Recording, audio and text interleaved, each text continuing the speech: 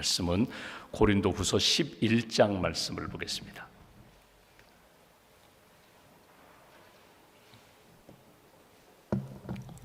고린도후서 11장, 오늘은 1절부터 9절까지 말씀, 11장 1절부터 9절까지 함께 봉독하겠습니다. 원하건대 너희는 나의 좀 어리석은 것을 용납하라. 청하건대 나를 용납하라. 내가 하나님의 열심으로 너희를 위하여 열심을 내노니 내가 너희를 정결한 처녀로 한 남편인 그리스도께 드리려고 중매함이로다. 그러나 나는 뱀이 그 간계로 하와를 미혹한 것 같이 너희 마음이 그리스도를 향하는 진실함과 깨끗함에서 떠나 부패할까 두려워하노라. 만일 누가 가서 우리가 전파하지 아니한 다른 예수를 전파하거나 혹은 너희가 받지 아니한 다른 영을 받게 하거나 혹은 너희가 받지 아니한 다른 복음을 받게 할 때에는 너희가 잘 용납하는구나. 나는 지극히 크다는 사도들보다 부족한 것이 조금도 없는 줄로 생각하노라. 내가 비록 말에는 부족하나 지식에는 그렇지 아니하니 이것을 우리가 모든 사람 가운데서 모든 일로 너희에게 나타내었노라. 내가 너희를 높이려고 나를 낮추어 하나님의 복음을 값없이 너희에게 전함으로 죄를 지었느냐. 내가 너희를 섬기기 위하여 다른 여러 교회에서 비용을 받은 것은 탈취한 것이라. 또 내가 너희와 함께 있을 때 비용이 부족하였으되 아무에게도 누를 끼치지 아니하였음은 마게도냐에서 온 형제들이 나의 부족한 것을 보충하였음이라. 내가 모든 일에 너희에게 폐를 끼치지 않기 위하여 스스로 조심하였고 또 조심하리라. 아멘.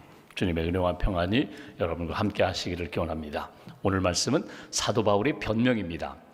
나의 사도권, 이 사도, 내가 그리스도의 종이다, 부름받은 사람이다, 보냄받은 사람이다. 그리고 여러분들을 위하여 지금까지도 몸은 떨어져 있지만 고린도 교회가 영적으로 잘 회복되기 위하여 기도하는 사람이다. 그러니까 바울의 어찌 보면은 교회 사랑은 따라갈 수가 없어요.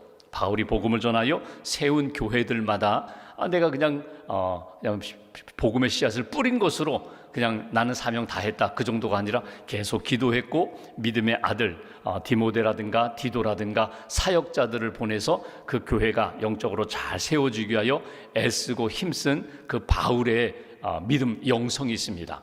바울의 민족 사랑이 있거든요.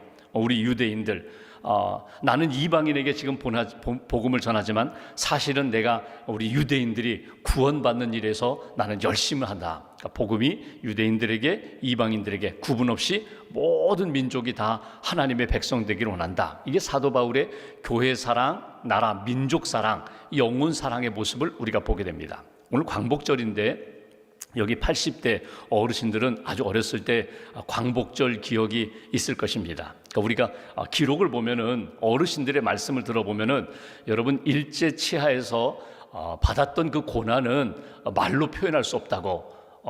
제가 중학교 때 미술 선생님인데 빨간색을 제일 싫어한다는 거예요. 본인이 그래요.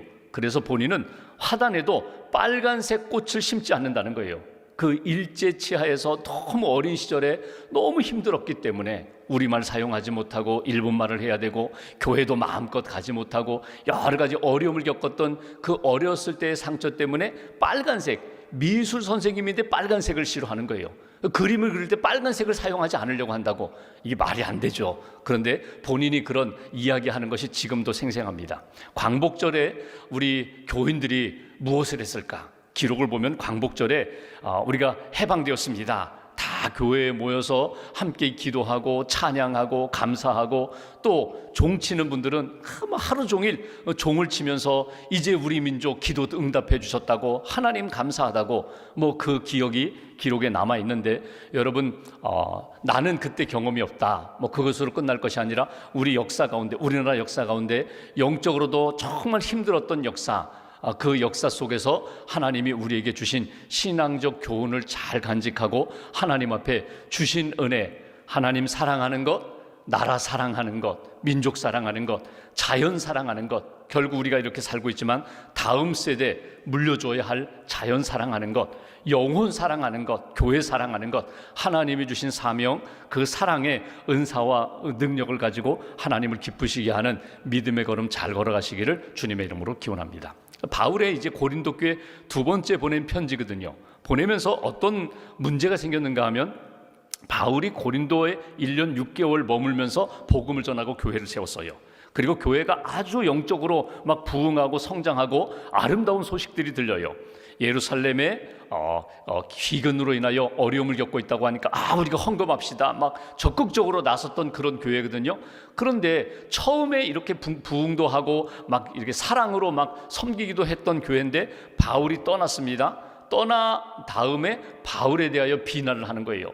사랑의 헌금도 말만 하지 제대로 추진되지 않고 바울에 대하여 이렇다 저렇다. 우리가 지금 읽고 있는 말씀처럼 바울이 무슨 사도냐. 바울이 고린도에 있을 때 그가 천막 만드는 일을 하면서 궁핍하게 살고 어려움 가운데 제대로 막 복음 전하지 못했던 과거를 우리가 아는데 바울이 말도 제대로 못하는데 바울이 글은 잘 쓰지만 그가 말 잘 못하잖아. 바울이 생긴 것도 키도 큰 것도 아니고 키도 작고 별 볼 일 없잖아. 이런 비난의 소리가 고린도 교회로부터 들려왔다는 거예요.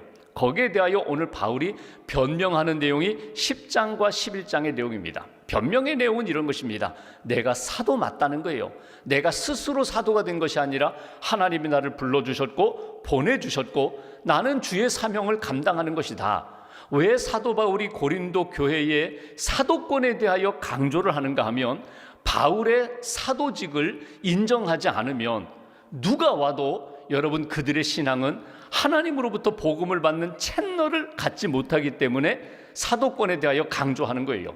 그러니까 바울이 사도됨을 인정해야 사도됨으로 인하여 바울로부터 받은 것이 아니라 하나님이 바울을 통해서 우리에게 은혜 주셨다는 것을 그들이 믿음으로 잘 정리해야 그 다음에 어떤 사역자가 오든지 지난번에는 바울을 통하여 보내주셨고 이번에는 아볼로를 통하여 하나님이 은혜 주시고 복음 주시고 다음에는 또 하나님이 보내주시는 사람을 내가 잘 섬기겠습니다. 그를 통하여 은혜를 받겠습니다. 건강한 성도와 교회가 된다는 거예요. 여러분 신드롬이라는 이야기가 있습니다. 그러니까 신드롬 심리학 용어도 되고 의학 용어도 돼요. 증후군이에요. 증후군. 그 뭐냐면 예를 들어 이런 것입니다. 나이가 들어가면서 예전에는 그렇지 않았는데 왜 내 몸이 내 마음이 자꾸 이상해지는 거예요. 갱년기 증후군. 전에는 그렇지 않는데 몸은 이상이 없는데 어느 곳에 가든지 뭐 덥다든지 뭐 잠을 못 잔다든지 불면증이라든지 뭐 이런 내 몸의 호르몬 변화나 내 몸의 나이에 따라서 변화되는 것, 그것으로 인하여 몸에 여러 가지 불규칙한 일들이 일어나게 되는 거예요. 직업에 따라서 예를 들면 하루 종일 하루 직장에서뿐만 아니라 집에 와서도 컴퓨터만 하는 분도 있어요. 직업상 컴퓨터에 앉아서 일을 할 수밖에 없는 그런 분들은 컴퓨터 증후군이 내가 거기에 앉기 때문에 몸과 이 마음이 자꾸 잘못된 방향으로 병든 상황으로 바뀌게 되는 게 이 컴퓨터 증후군이거든요. 교회를 보면 교회마다 증후군이 있어요. 어떤 교회는 어려움을 만나도 이겨나가는 그것이 그 교회의 전통이 되고 영적인 힘이 되는 그런 교회가 있는가 하면 고린도 교회 증후군은 뭔지 아세요? 처음에는 너무너무 좋았는데 그 뒤가 별로 좋지 않은 거예요. 영적으로 막 성령의 은혜도 받고 은사도 받고 방언도 하고 말도 잘하고 예언도 하고 병 고치는 기적도 나타나는데 은사 가지고 싸우는 거예요. 사도 바울이 그렇게 좋았는데 바울을 그렇게 사랑했는데 바울을 나중에는 비난하기 시작하는데 어느 정도 비난하는가 하면 사도 바울은 믿음의 사람이 아니라는 거예요. 사도가 아니라는 거예요. 그러니까 이런 가슴 아픈 소식을 들으면서 사도 바울이 권면하는 것은 여러분들을 위해서 내가 기도하고 여러분들의 신앙을 위하여 여러분들이 가지고 있는 그 문제, 고질병을 여러분들이 주의 은혜 가운데 고쳐야 합니다. 고쳐야 여러분과 다음 세대가 건강하게 신앙생활할 수 있는 것이라고, 이것이 바울이 권하는 내용이거든요. 오늘 본문 한번 1절 말씀 보십시오. 1절 보시면 바울은 이렇게 이야기합니다. 원하건대 기도하건대 소망하건대 너희는 나의 좀 어리석은 것을 용납하라. 청하건대 나를 용납하라. 나의 잘못, 나의 부족함, 나의 어리석음을 수용해달라는 거, 포용해달라는 거예요. 용서하고 용납해달라는 거예요. 바울이 이런 이야기를 합니다. 나 전혀 잘못 없다. 나는 완벽하다, 그 얘기 아니에요. 나도 부족함이 없다. 육신적으로도 부족하고 영적으로도 부족한 면이 있다. 질그릇과 같은 존재다. 나도 상한 부분이 있고 깨진 부분이 있다. 용납하라는 건 무엇입니까? 여러분들이 하나님을 사랑하고 하나님의 은혜 가운데 지금 살아왔는데 얼마든지 용납할 수 있다는 거예요. 나는 믿는다는 거예요. 여러분, 하나님 앞에서 여러분 작은 간장 종지 같은 인생 되지 마시고 여러분 큰 그릇, 무엇이든지 다 담을 수 있는 큰 그릇이 되셔야 돼요.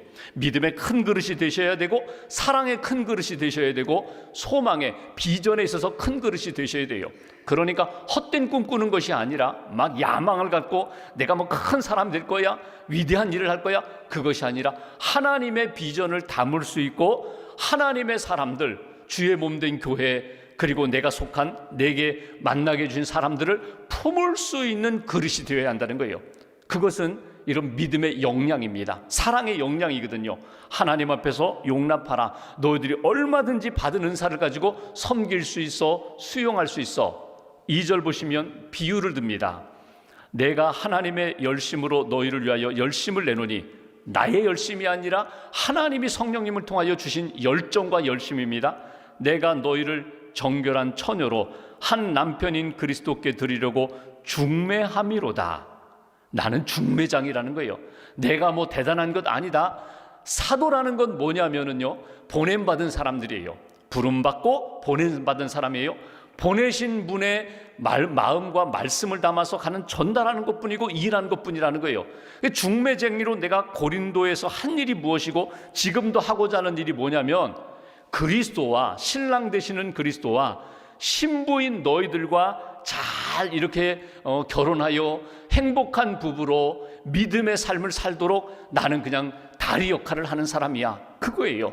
내가 인정해달라고 하는 것은 내가 높임받고 내가 왕이 되고 내가 그리스도처럼 높아지려고 하는 것이 아니라, 나는 그리스도를 여러분들에게 소개하고 그리스도의 복음을 소개하고 여러분들이 그리스도를 만나서 그리스도와 함께 행복한 신앙생활, 건강한 구원받은 사람으로 살기를 원하는 것, 그것이 내가 기도하고 꿈꾸는 것이라고. 여러분, 그리스도가 신랑이고 우리는 신부라는 것은요, 에베소서에도 나오고 신약에도 몇 군데 나와요. 예수님 비유에도 나와요. 열처녀 비유에도 나와요. 우리는 누군가 신부로서 신랑을 기다리고 신랑이 올 때에 기쁨으로 맞이하고 결혼하고 부부로서 하나님과 함께 평생을 살아가는 그런 존재다. 예수님 비유에도 나와요. 근데 구약에 보면은 이사야의 말씀들 보면은 54장이나 64장에 보면은 5절에 똑같은 내용이 나와요. 하나님은 우리의 신랑 되시는 분이고 이스라엘 백성 우리는 신부라는 거예요. 여러분, 신랑과 신부가 만나서 하나가 되는 것, 이게 신앙생활이거든요. 내가 그 일을 돕는다는 거예요. 내가 그 일을 돕기 위하여 여러분들을 위하여 희생하고 헌신했습니다. 나를 알아달라는 건 뭐냐면, 사도라는 건 뭐냐면, 내가 사심 없이 내가 당신들 내 사람 만들려고 하는 것이 아니라 그리스도의 사람으로 세우기 위하여 내가 헌신한 것 여러분이 인정해야, 여러분들이 사도 바울을 인정해야 그 다음 아볼로도 인정하고 그 다음 세워주시고 보내주시는 하나님의 사람들을 통하여 건강한 신앙생활, 행복한 신앙생활을 할 수 있습니다. 근데 2절에 중요한 단어가 하나 나와요. 그건 뭐냐면, 신부가 신랑 그리스도를 만나서 함께 생활할 때에, 여기 보시면 내가 너희를 정결한 처녀로, 거룩한 깨끗한 처녀로 남편인 그리스도께 연결시키려고 내가 노력했다는 거예요. 그러니까 생각에, 감정에, 생활에 혹이라도 부정한 것이 있다면 깨끗하게 회개하고 정리하고, 과거는 어떠하든지 지금 신랑을 준비하는 여러분들이, 신랑을 맞이한 여러분들이, 그리스도의 신부된 여러분들이 혹이라도 비난하거나 정죄하거나 잘못된 오염된 신부로서 살지 않도록 내가 끊임없이 여러분들을 위하여 기도합니다. 그러니 거룩한 신부가 되십시오. 행복한 부부로서 그리스도와 함께 살아가십시오. 이것이 오늘 권면하는 내용이에요. 3절 보실까요? 바울이 이렇게 얘기합니다. 뱀이 창세기의 말씀을 들어요. 그 간계로 하와를 미혹한 것 같이 너희 마음이 그리스도를 향하는 진실함과 깨끗함에서 떠나 부패할까 두려워하노라. 여러분 보십시오. 아담과 하와가 하나님이 처음 사람으로 부부로 창조하셨어요. 그런데 하나님이 아담 하와에게 말씀하십니다. 에덴 동산의 모든 실과는 먹어도 좋은데 선악을 알게 하는 나무를 먹는 날에는, 열매를 먹는 날에는 반드시 죽으리라. 정령 죽으리라. 이 이야기를 누가 들었어요? 아담이 들었어요. 하와에게 이야기했습니다. 이거 먹으면 죽어. 이거 기웃거리지 마. 탐내지 마. 선악을 알게 한다는 건 뭐예요? 내가 선악을 내가 판단한다는 거예요. 이건 하나님이 하시는 영역이지, 내가 하나님처럼 선악을 내가 이건 선하다, 이건 악하다, 이거는 네가 죽어야 돼, 이건 넌 살 수 있어, 내가 판단할 수 있는 선악을 알게 하는 나무는 내가 기웃거리지도 말고 열매는 먹으면 죽어. 아담이 들었어요. 하와에게 강조했어요. 근데 뱀이 누구를 유혹할까요? 하와를 유혹합니다. 선악과 주변을 맴도는 하와에게 가서 이걸 먹는 날에는 내 눈이 밝아져 하나님처럼 되는 거야. 먹으면 하나님이 되는 거야. 먹으면 내가 선악을 판단하고 내가 하나님 없이도 살 수 있는 인생이 되는 거야. 하와가 먹었어요. 그리고 자기 남편 아담에게 주었어요. 이 유혹이 끊임없이 신랑 되시는 주님과 나와의 관계 속에서 끊임없이 우리에게 찾아온다는 거예요. 뱀이 하와에게 찾아간 것처럼 신랑 되시는 예수님을 믿고 예수님 의지하며 예수님만 바라보고 살아가야 할 우리들에게 끊임없는 유혹이 찾아오는데, 그 유혹에서 이길 수 있는 믿음의 사람이 되어라. 말씀을 붙잡고 그 말씀에 순종하며 하나님만 믿고 섬기는 사람, 그리고 하나님이 보낸 사도들에 대하여, 믿음의 사람들에 대하여 인정하고 존중하고, 내게 주시는 말씀이 저 인간 바울의 말이 아니라 하나님이 주신 말씀으로 받아들이고 하나님이 기뻐하시는 공동체가 되어야 돼. 이것이 주시는 메시지예요. 그리고 4절 이하에 주시는 메시지, 이런 이야기를 합니다. 4절, 만일 누가 가서 우리가 전파하지 아니한 다른 예수를 전파하거나, 예수라고 하면서 십자가에 달려 돌아가시고 부활하신 그 예수가 아니라 다른 예수, 다른 복음을 전하거나, 혹은 너희가 받지 아니한 다른 영, 성령이 아니라 다른 영으로 너희들을 미혹하거나, 또 너희가 받지 않은 다른 복음을 받게 할 때에 너희가 잘 용납하는구나. 왜 자꾸 흔들리느냐? 오직 예수, 오직 그리스도의 복음, 오직 성령만 의지해서 그분의 마음과 말씀을 따라 살아야 되는데 왜 인간적인 생각과 감정이 너희 안에 들어오느냐? 그래서 너희가 다투고 분쟁하고 사도 바울을 비난하고 예수의 복음 안에 서지 못하는 것, 이것이 안타깝다는 거예요. 돌아와야 돼. 예수로 돌아와야 돼. 복음으로 돌아와야 돼. 성령으로 돌아와야 돼. 그래야 하나님이 기뻐하시는 믿음의 사람이 되는 거야. 마지막 7절 한 절 더 볼까요? 내가 너희를 높이려고 나를 낮추어 하나님의 복음을 값없이 너희에게 전함으로 죄를 지었느냐? 내가 그런 죄를 지었느냐? 나는 오히려 낮아져서 너희를 세우고 너희를 회복하는 일에 나는 최선을 다했을 뿐이다. 사도 바울의 자기 변명 같은 변론이에요. 그러니까 바울이 강조하는 건 뭐냐면, 여러분들이 나를 부정하면 인간 사도 바울 그냥 지나가는 사람으로 여겨도 좋다. 그런데 내가 전한 복음만은, 내가 여러분들을 위하여 강조한 성령의 사람이 되라고, 사랑의 사람이 되라고 한 그 예수님의 마음과 말씀은 잃어버리지 말라고. 예수님이 그러셨어요. 이 땅에 오셔서 여러분 가장 비난과 모욕과 수치를 당한 분이 예수님이시거든요. 죄인이 아님에도 불구하고 죄인처럼 십자가에 달려 돌아가시고 매질당하시고, 그리고 십자가의 고통을 겪으시고, 이유가 뭔가? 우리를 살리기 위하여, 우리를 구원하기 위하여. 그렇다면 바울도 마찬가지예요. 내가 예수 그리스도처럼 낮아지고 고난을 받으면서도 여러분들이 회복할 수만 있다면 나는 만족합니다. 여러분들 내가 주의 보냄받은 사람이라는 것 인정하시고 나를 통하여 주시는 은혜를 받으시라고. 나를 인정한다는 것은 내가 전한 복음을 인정하는 것인데, 나를 통하여 예수님의 사람이 되시고 사랑의 사람이 되시고 믿음의 사람이 되시라고. 이것이 바울이 전하는 내용입니다. 오늘 말씀을 이렇게 정리하면서 여러분 사람들과의 관계 속에서 내가 때로는 오해도 받을 수 있고 또 비난도 받을 수 있고 또 무시당할 수도 있어요. 근데 여러분 그럼에도 불구하고 바울의 마음, 예수님의 마음 잘 간직하시라는 거예요.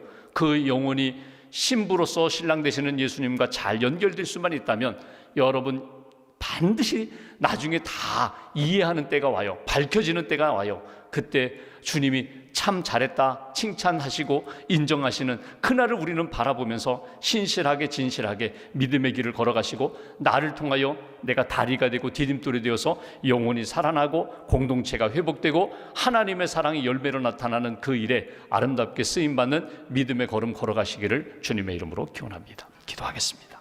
말씀 붙잡고 함께 기도합니다. 하나님, 여전히 우리는 부족합니다. 하나님, 우리는 여전히 흔들 때가 많습니다. 오늘 바울의 기도와 권면을 들으면서 하나님, 우리 한 사람 한 사람이 신랑 되시는 예수님 꼭 붙잡고 예수님과 동행하기를 원합니다. 다른 복음, 다른 예수, 다른 영에 흔들리지 않도록, 미혹에 빠지지 않도록 오직 예수, 오직 복음, 오직 성령의 사람으로 이끌어 달라고 기도하게 하시고, 내가 낮아져서 하나님을 높이고 영혼을 살리는 일에 쓰임받는 그런 인생 되게 해달라고, 하나님, 우리가 많은 사람들과의 만남과 교제 속에서 은혜와 복의 통로가 되게 해달라고 오늘 말씀 붙잡고 마음 모아서 함께 기도하겠습니다. 하나님 아버지, 감사합니다. 신실하게